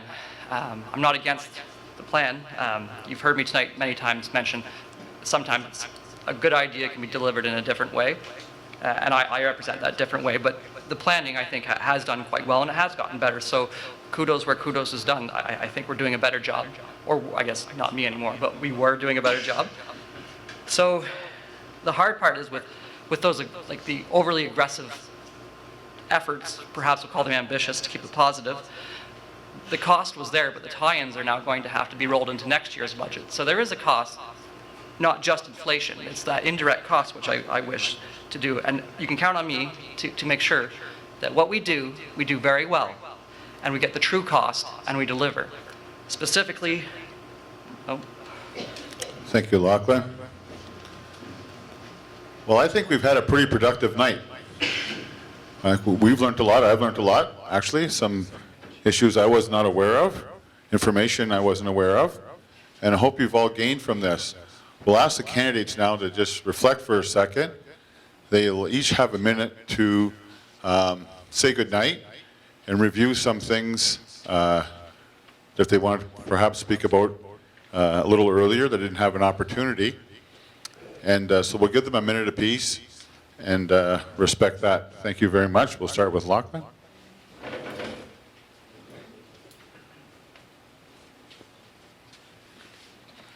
okay, great, thank you. Well, thank you for listening to us all tonight. I'm sorry I didn't see my 15-second warning a few times there. That's my fault. I had the idea to perhaps put up a strong talk about debt, but you have that opinion, and it's been mostly a positive evening, so I'm going to stay on that path. And I wonder sometimes, maybe it's somebody in this audience who a few years ago gave me advice anonymously on their tax bill. That advice has sat with me for years. I bring it everywhere I go. I put it into every budget. That advice shaped the way I think about government. And it is that it is hard-earned money, so spend it wisely. A vote for me, Lachlan McDonald, is a vote that respects your hard-earned money and delivers good government, rural financial values, and common sense. Thank you. Thank you very much, Lachlan. We'll hear from Martin Lang. Thanks, everybody. Good night. No, I'll take a few more minutes. Chris and your gang, thanks so much for organizing it. It's important for us, and we appreciate it. So thank you very much. And the people that came out, we wouldn't be no point to us trying to do this if you guys didn't care, didn't want to find out what's going on, decide who the best people were to do the job for you. So we appreciate you guys here. So thank you very much for that. I'm not going to add too much to what I said. I'd be happy to serve you for the next 4 years if you see fit. Thanks. Thank you very much, Martin. We'll hear from Sam McDonnell. So I guess with the last minute I've been trying to figure out how I was going to work it in, but I'd like to just say thank you to everybody here who's come out this evening and all the organizers that put their heart and soul into this. And I want to congratulate everybody in Glen Walter particularly who were involved in the new Glen Walter Park play structure. In about 18 months, you came up with just over 125,000, and that's an amazing feat, and shows Glen Walter is part of one of our gold standards here in South Glengarry. So I guess I'll close out with saying thank you for the opportunity tonight. I think this council has done a lot for the community, and I think we've been doing our best. As much as we can always do better, we've done our best for the last 4 years, and. If I'd be so lucky as to have your vote in this fall election, I'd be happy to go back and serve you as councillor again for another 4 years. So thank you. Thank you very much, Sam. We'll hear closing remarks from Trevor Bougie. I'd also like to thank everyone who organized tonight, and thank you, your TV and Cogeco, for putting it on TV. I've been honest, committed, and hardworking during my time as councillor. I promise to continue to make informed and educated decisions, do the necessary research, and make decisions what's best for the residents of our township if elected. I've illustrated my continued commitment to the township by being a member of the Community Improvement Plan Committee this term and volunteering around the township. If you'd like to ask additional questions, I'll be available afterwards. You can reach me by phone, email, or my website, votetrevorbougie.ca, and I will get back to you. On October 19th to 24th, vote for experience, dedication, and leadership, and someone who will lead this township into the future. Vote for Trevor Bougie. Thank you. Merci. Thank you, Trevor. We'll hear from Todd DeLong. Thank you, everybody, for participating this evening. Thank you to the organization of this great evening. Ladies and gentlemen, you got a difficult decision to make before you within the next couple of weeks. One thing, you may not agree. You may agree with some of the stances I took this evening, but you will know where I stand when it comes to subjects. The one thing I want to do is be accountable to you. We can't lose sight that we work for you. So at the end of the day, all I can ask in my humble way is give me an opportunity on October 24th to represent you for the next 4 years and work along with the council that you put in place to make sure South Glengarry thrives, to be the community it should be and it will be, and we need to see as a whole developed. So again, thanks for the opportunity this evening to all. Look forward to speaking to you afterwards. Faites l'indiférence. Votez, Élysée, Todd Lalonde. Merci. Thank you, Todd.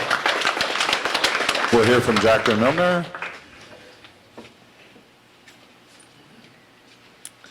Thank you all for coming out this evening. It's nice to see a room full of people interested in municipal politics.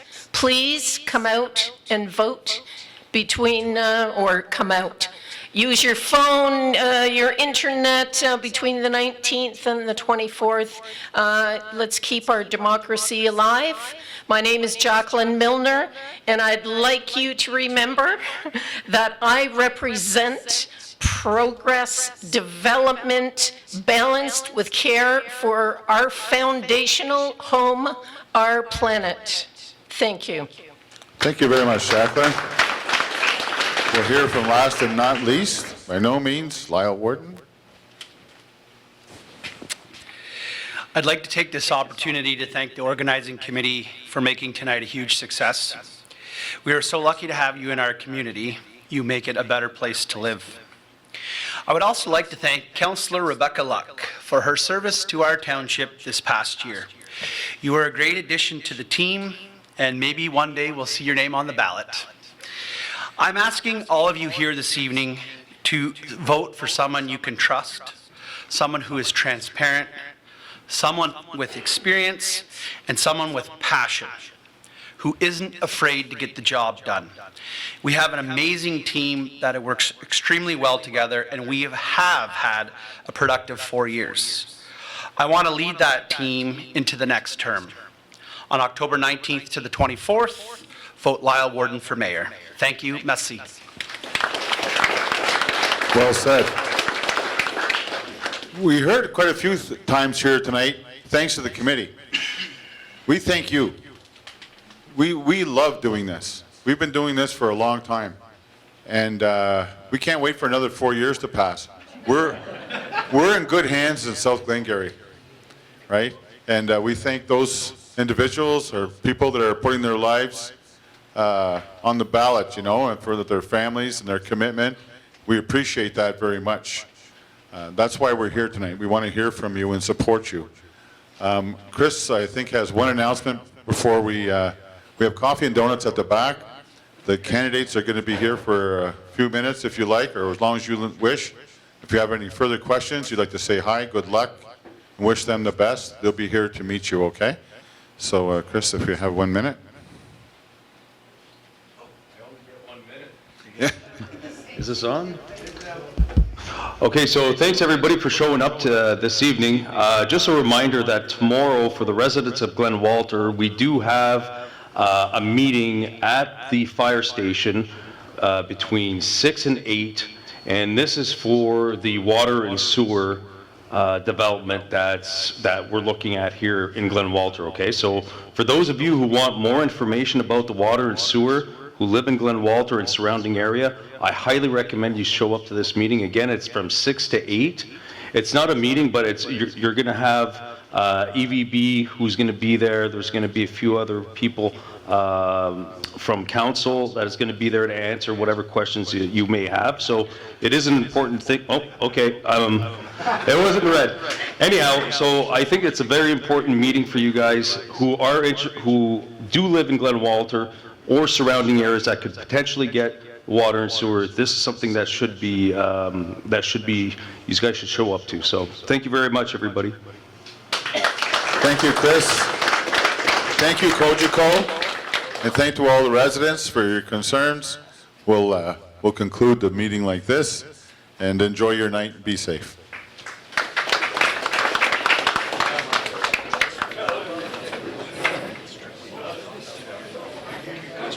Trevor.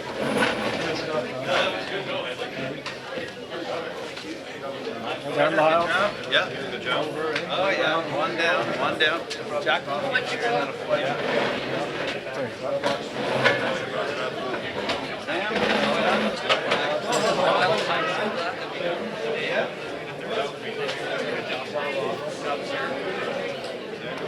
Job, Jacqueline. Hey, hey. I thought he was going to hug you for a minute. Sir? Did you see the white one? I wanted to be saw it.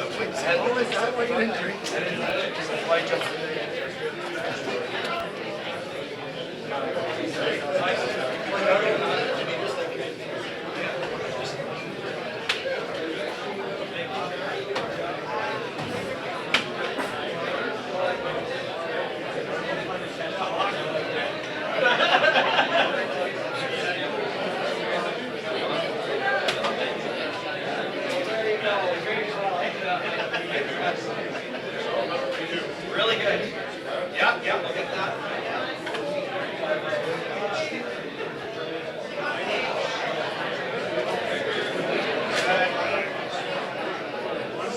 Yeah, oh yes. All right, I'll let you do the rest. What's your last name? I'm going to get the credits. Roy?